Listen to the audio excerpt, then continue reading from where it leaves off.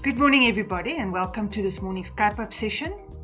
Today, I would like to have a discussion about the idea of finding one's purpose, both as an organization and as an individual. Years ago, I read a story in the Reader's Digest about a man that murdered his arch enemy and then needed to get rid of the body. So he loaded the body in the trunk of his vehicle and drove to the beach, wanting to dump the body in the sea. So he took it out of the trunk, put the body on his back and wrapped the legs and arms around him, and then started walking across the beach into the sea, planning to walk as deep as he could and then get rid of the body. He walked until his feet no longer touched the ground, and when he then wanted to take the body off his back, found that the body had already gone into rigor mortis and was now so heavy, with him also not touching the ground, that he couldn't swim back with it, and in the end drowned, so got killed by the person that he killed. So this brings to mind the saying that we all know: the wheel turns in life, or karma gets to you, or you will reap what you sow. So I'm thinking one should sow purpose as an individual and as companies. I don't mean self-serving purpose like our murderer guy, or like people and companies who chase money only. And let me just interrupt myself here for a second.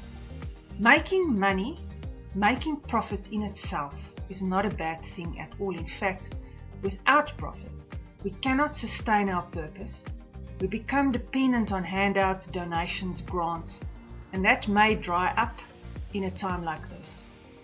But purpose should really be about making a difference, not about making money.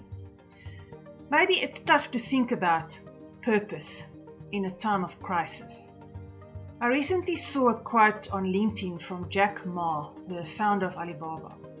He allegedly said that 2020 is not the year of thinking about your dreams or plans, but just to ensure that you stay alive. I was taken aback because that sounds so fatalistic and defeatist for someone as successful and inspiring as Jack Ma. He's someone who often made the statement, if you don't give up, you still have a chance to win. Giving up is a great failure. And then to my great relief, I saw that the year of survival quote is fake and that he never said it.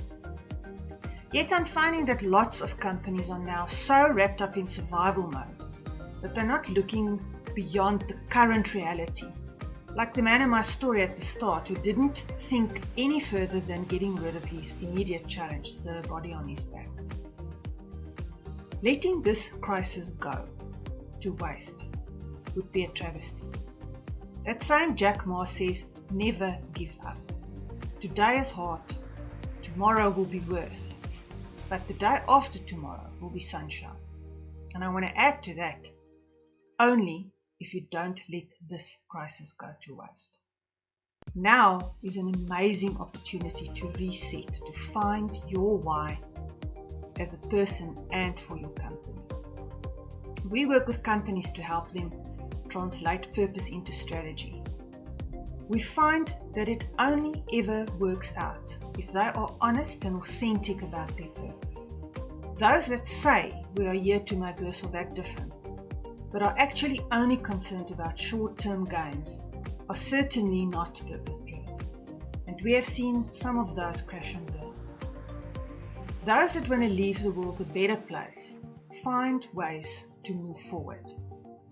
Find out your purpose and then get focused on that and not on the obstacles of today.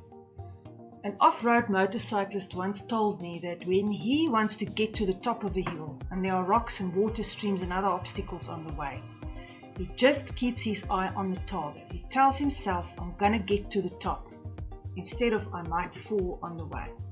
Consider this. Your brain will move you in the direction of your most dominant thought. Think about it. Your brain will move you in the direction of your most dominant thought. make sure that that most dominant thought is your purpose, or at least is about finding your purpose. That statement should be both a warning and encouragement to all of us. I hope you found some value out of this. I'm looking forward to seeing you next time. Thanks. Bye-bye.